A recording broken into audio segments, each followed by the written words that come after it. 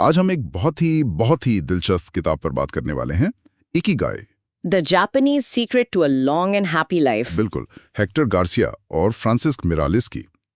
तो ये पड़ताल हमें ले जाती है जापान के एक छोटे से द्वीप ओकिनावा।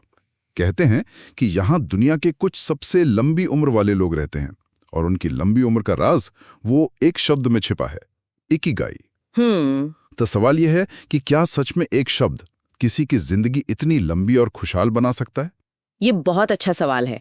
और इकिगाई का अगर सीधा साधा मतलब निकालें तो वो होता है हमेशा व्यस्त रहने की खुशी, या सुबह उठने की एक वजह। हाँ, a reason to get out of bed।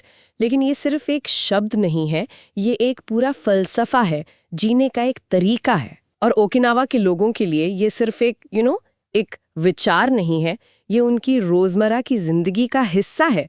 यही वो चीज है जो उन्हें 100 साल की उम्र में भी सुबह उठकर अपने बगीचे में काम करने के लिए प्रेरित करती है। होने की वजह, ये सुनने में बहुत गहरा लगता है। किताब इसे थोड़ा और सरल तरीके से समझाती है ना। वो 4 घेरों वाला एक डायग्राम है। हाँ, जिसमें इकिगाई को 4 चीजों का संगम बताया गया है। पहला, वो काम जो आपको पसंद है। दूसरा, वो काम जिसमें आप अच्छे हैं, माहिर हैं। तीसरा, जिसकी दुनिया को जरूरत है। और चौथा, जिसके लिए आपको पैसे मिल सकते हैं। बिल्कुल। जब ये चारों मिल जाते हैं तो वो है आपका इकिगाई। सही कहा। और यही वो पॉइंट है जहां मतलब ज्यादातर लोग अटक जाते हैं। हाँ, क्योंकि ये सुनने में जितना आसान लगता है, असल जिंदगी में इन चारों का मेल ढूंढना ये तो लगभग नामुमकिन सा लगता है। खासकर वो हिस्सा जहां आपको जो काम पसंद है उसी के पैसे भी मिलें और दुनिया को उसकी जरूरत भी हो। ये बहुत अच्छा सवाल है। और देखिए, किताब ये नहीं कहती कि इकिगाई कोई खजाना है जिसे आपको ढूंढना ही है, बल्कि ये एक दिशा है। और सबसे दिलचस्प बात जापान की संस्कृति में रिटायरमेंट को लेकर है। अच्छा। उनकी भाषा में ऐसा कोई शब्द ही नहीं है जिसका मतलब हो कामकाज पूरी तरह से छोड़ देना। सच में? हाँ, लोग 65 या 70 की उम्र में रुकते नहीं हैं। वो बस उस काम को करते रहते हैं जिससे उन्हें प्यार है, जब तक उनका शरीर इजाजत देता है। उनका इकिगाई उनकी नौकरी से नहीं, उनके जुनून से जुड़ा होता है। तो मतलब ये हुआ कि जिंदगी का मकसद सिर्फ ऑफिस की कुर्सी तक नहीं है? बिल्कुल नहीं। ये तो सोच का पूरा नजरिया ही बदल देता है। और इसी सोच का असर शायद उन जगहों पर दिखता है जिन्हें किताब ब्लू जोन कहती है। जी हाँ, ब्लू जोन्स। ये दुनिया की वो 5 जगहें हैं जहां लोग 100 साल से ज्यादा जीते हैं। Okinawa Japan, Sardinia Italy, Nicoya प्रायद्वीप कोस्टा रिका, इकारिया ग्रीस और लोमा लिंडा कैलिफोर्निया। जी, ये सभी जगहें एक दूसरे से हजारों मील दूर हैं। अलग अलग संस्कृति है, पर इनकी जीवन शैली में कुछ बातें वो बिल्कुल एक जैसी हैं। और यही बात मुझे सबसे ज्यादा हैरान करती है। इस लिस्ट में लोमा लिंडा कैलिफोर्निया भी है। हाँ, एक आधुनिक अमेरिकी शहर। तो क्या इसका मतलब ये है कि लंबी उम्र के लिए किसी दूर दराज के द्वीप पर जाने की जरूरत नहीं? बिल्कुल। यही तो इस किताब का सबसे बड़ा संदेश है। आपको ओकिनावा जाने की जरूरत नहीं है। आप ओकिनावा को अपनी जिंदगी में ला सकते हैं। और इसका एक बेहतरीन उदाहरण है उनका खान-पान का तरीका। ओकिनावा के लोगों की एक पुरानी कहावत है, हारा हाची बू। हारा हाची बू, इसका क्या मतलब है? इसका मतलब है अपने पेट को सिर्फ 80% तक ही भरो। सिर्फ 80%? हाँ, मतलब जब आपको लगे कि आपका पेट लगभग भर गया है, बस भरने ही वाला है, तभी खाना बंद कर दो। हाँ, ये तो हमारी संस्कृति के एकदम उलट है। हमारे यहाँ तो जब तक मेहमान मना ना कर दे तब तक खिलाते रहते हैं। सही बात है। और यहाँ ये कह रहे हैं कि थोड़ा खाली पेट रखो। तो इसके पीछे का विज्ञान क्या है? विज्ञान बहुत सीधा है। जब हम कम खाते हैं तो हमारे पाचन तंत्र पर कम बोझ पड़ता है। शरीर को खाना पचाने में कम ऊर्जा खर्च करनी पड़ती है। इससे सेल्यूलर ऑक्सीडेशन की प्रक्रिया धीमी हो जाती है, जो उम्र बढ़ने का एक मुख्य कारण है। अच्छा। आसान भाषा में कहें तो आपके शरीर की मशीनें धीरे धीरे और लंबे समय तक चलती हैं। कमाल है। मतलब सदियों पुरानी कहावत के पीछे इतना गहरा विज्ञान छिपा है। और ओकिनावा का दूसरा राज किताब में मोआई का जिक्र आता है। हाँ, मोआई, ये मेरा पसंदीदा कॉन्सेप्ट है। मोआई असल में समान रुचियों वाले लोगों का एक सामाजिक समूह होता है। सामाजिक समूह मतलब दोस्तों का ग्रुप? दोस्तों के ग्रुप से कहीं ज्यादा ये बचपन के दोस्त होते हैं जो जीवन भर एक दूसरे का साथ निभाते हैं। वो हर महीने अपनी कमाई का एक छोटा सा हिस्सा एक कॉमन फंड में जमा करते हैं। और अगर किसी को भी मतलब आर्थिक या भावनात्मक जरूरत पड़ती है तो पूरा समूह उसकी मदद करता है। अरे वाह, ये तो एक तरह का चुनावा परिवार है जो जिंदगी भर के लिए आपका सुरक्षा कवच बन जाता है। बिल्कुल। आज की दुनिया में जहां लोग हजारों ऑनलाइन दोस्तों के बावजूद अकेला महसूस करते हैं, ये मुआई का विचार कितना जरूरी लगता है ना। बहुत ज्यादा। ये एक ऐसा सोशल नेटवर्क है जो आपको कभी गिरने नहीं देता। ओकिनावा में लोग जानते हैं कि चाहे कुछ भी हो जाए, उनके पास हमेशा 5-10 लोग हैं जिन पे वो आंख बंद करके भरोसा कर सकते हैं। और यही जुड़ाव, यही समुदाय की भावना, जिसे वो इचराबा चौदे कहते हैं। इशराबा चौदे। हाँ, जिसका मतलब है हर किसी से भाई जैसा व्यवहार करो। यही उनके मानसिक स्वास्थ्य और खुशी का सबसे बड़ा राज है। तो खानपान और समुदाय, ये दो बड़े स्तंभ हो गए, लेकिन ये काफी हद तक बाहरी चीजें हैं। किताब क्या इस बारे में भी बात करती है कि हमारे अंदर, हमारे दिमाग में क्या होता है जो हमें जवान रखता है? हाँ, बिल्कुल। एक पुरानी कहावत है ना, स्वस्थ शरीर में ही स्वस्थ मन का वास होता है। सही। किताब कहती है कि दिमाग को जवान रखने का सबसे अच्छा तरीका है उसे आराम ना करने देना। मतलब उसे लगातार चुनौती देते रहना। बिल्कुल। एक न्यूरोसाइंटिस्ट का जिक्र है, श्लोमो ब्रिजनिट्स, जो कहते हैं कि जब हमारा दिमाग किसी काम का आदी हो जाता है तो वो ऑटो पायलट मोड में चला जाता है। उसे सोचना नहीं पड़ता। लेकिन जब हम उसे कुछ नया करने को देते हैं, कोई नई भाषा सीखना या कोई पहेली सुलझाना, तो दिमाग में नए न्यूरल कनेक्शंस बनते हैं। ये दिमागी कसरत उसे जवान बनाए रखती है। और तनाव का क्या? आज की दुनिया में तनाव से बचना तो मतलब नामुमकिन है। सही कहा। और किताब भी यही कहती है, लंबे समय तक बना रहने वाला तनाव वो जहर की तरह है। देखिए, जब हम टेंशन में होते हैं तो हमारा शरीर एक तरह से लड़ाई के मोड में चला जाता है।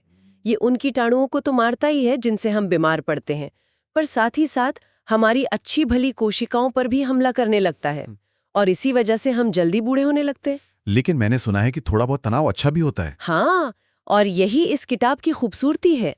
वो हर चीज का संतुलन बताती है।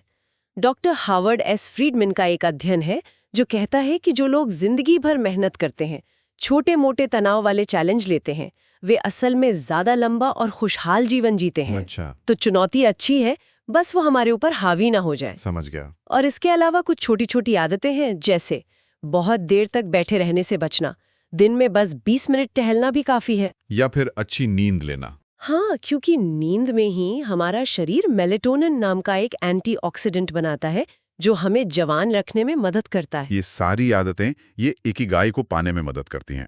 लेकिन किताब में एक और बहुत गहरे कॉन्सेप्ट का जिक्र है जिसे कहते हैं फ्लो। फ्लो? मुझे लगता है फ्लो का अनुभव हम सब ने कभी न कभी किया है, जैसे कोई अच्छी किताब पढ़ते हुए या अपने किसी शौक में डूबकर, जब हमें समय का पता ही नहीं चलता। हाँ, फ्लो की ये अवस्था मनोवैज्ञानिक मिहाली सिसिंट-मिहाली ने दी थी।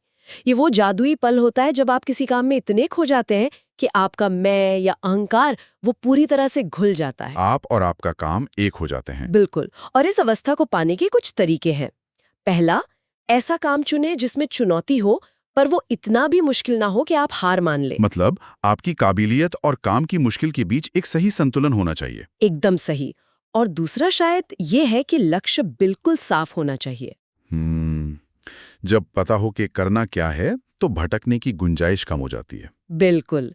और तीसरा और सबसे जरूरी नियम, एक समय में एक ही काम करना। मल्टीटास्किंग, जैसा कि किताब कहती है, एक बहुत बड़ा मिथक है। ये हमारी उत्पादकता को 60% तक कम कर सकता है। 60%? इतना ज्यादा? हाँ, स्टैनफोर्ड यूनिवर्सिटी का एक बहुत मजेदार प्रयोग है। उन्होंने कुछ लोगों को स्क्रीन पर लाल और नीले तीर दिखाए और सिर्फ लाल तीरों पर ध्यान देने को कहा। जो लोग मल्टीटास्किंग के आदी नहीं थे, उन्होंने आसानी से कर लिया, लेकिन जैसे ही स्क्रीन पर नीले तीरों की संख्या बढ़ाई गई, मल्टीटास्कर्स का ध्यान बुरी तरह भटक गया। अच्छा। क्योंकि उनका दिमाग हर चीज पर ध्यान देने के लिए ट्रेन हो चुका था। ये तो सच है। हमारा ध्यान तो एक फोन नोटिफिकेशन से भी टूट जाता है। लेकिन किताब में एक और बढ़िया आइडिया है, माइक्रोफ्लो। हाँ, माइक्रोफ्लो। यानी रोज के बोरिंग कामों में भी फ्लो ढूंढना। हाँ, और इसका सबसे अच्छा उदाहरण बिल गेट्स का है। आपको पता है, वो हर रात खाने के बाद बर्तन खुद धोते हैं। हाँ। और वो इसे एक मेडिटेटिव क्रिया मानते हैं। वो हर रात इसे और बेहतर तरीके से करने की कोशिश करते हैं। पहले प्लेटें, फिर कांटे, फिर ग्लास, एक तय क्रम में। मतलब अगर दुनिया का सबसे अमीर आदमी बर्तन धोने में खुशी और फ्लो ढूंढ सकता है, तो शायद हम भी अपने रोजमर्रा के कामों को देखने का नजरिया बदल सकते हैं। बिल्कुल। चलिए, अब उस जगह की बात करते हैं जो इस किताब का दिल है, ओगिमी गांव, जिसे शतकीय लोगों का गांव भी कहा जाता है। हाँ, लेखक वहां गए और सबसे बुजुर्ग लोगों से उनकी लंबी उम्र का राज पूछा। और क्या जवाब मिले? जवाब इतने सरल लेकिन इतने गहरे थे कि आप हैरान रह जाएंगी। सबसे पहली बात जो लगभग हर किसी ने कही वो थी, चिंता मत करो। चिंता मत करो। हाँ, 102 साल की महिला ने कहा, चिंता से बचने का राज है अपने दिल को खुला रखना और चेहरे पर मुस्कान के साथ सबका स्वागत करना। वो कहती है कि चिंता करने से कुछ नहीं बदलता, बस आपका दिल बूढ़ा हो जाता है। दिल को जवान रखो, वाह। और दूसरी सलाह क्या थी? अच्छी आदतें डालो, जैसे अपना बगीचा बनाना, सब्जियां उगाना। एक 99 साल के व्यक्ति ने कहा, लंबी उम्र का राज तुम्हारी उंगलियों में है। उंगलियों में? अगर तुम अपनी उंगलियों को काम में व्यस्त रखोगे तो तुम 100 साल तक जियोगे। उनके लिए सुबह उठना, अपने बगीचे में काम करना, ये सब आदतें हैं, बोझ नहीं। और तीसरी बात तो शायद वही होगी जो हमने पहले की, समुदाय और दोस्ती। बिल्कुल, दोस्ती को पोषित करना। जब उनसे पूछा गया कि आपका इकिगाई क्या है, तो ज्यादातर ने कहा, क्या? हर दिन अपने दोस्तों से मिलना और गपशप करना। उनके लिए चाय पर मिलना, एक दूसरे का हालचाल लेना, यही सबसे बड़ी खुशी है। यही उन्हें जिंदा रखता है। उन्होंने एक और दिलचस्प बात कही, जल्दबाजी में मत जियो। हाँ, एक 100 साल की महिला ने कहा, मेरा राज है हमेशा खुद से कहना, धीरे चलो और आराम करो। अगर तुम जल्दबाजी में नहीं हो तो तुम ज्यादा लंबा जीते हो। आज की दुनिया में जहां हर कोई भाग रहा है, ये सलाह कितनी जरूरी लगती है। और आखिरी चीज थी आशावादी बनना। एक बुजुर्ग ने बताया कि वो हर सुबह उठकर खुद से कहते हैं, आज का दिन सेहत और ऊर्जा से भरपूर होगा, इसे पूरी तरह से जियो। ये छोटी सी बात उन्हें पूरे दिन के लिए एक सकारात्मक नजरिए से भर देती होगी। बिल्कुल। तो अगर हम इस पूरी चर्चा को समेटें तो इकिगाई कोई जादुई गोली नहीं है। नहीं। ये बस जीने का एक तरीका है। हमेशा कुछ करते रहना, अपने लोगों से जुड़े रहना, संयम से खाना और अपने जुनून को फ्लो के साथ जीना। बिल्कुल। और ओगिमी गांव के लोग इसका जीता जागता सबूत है। जहां हर छोटी बड़ी बात का जश्न मनाया जाता है, वहां संगीत, नाचना गाना, त्योहार, ये सब रोजमर्रा की जिंदगी का हिस्सा है। सही। ये किताब हमें एक बहुत जरूरी बात याद दिलाती है।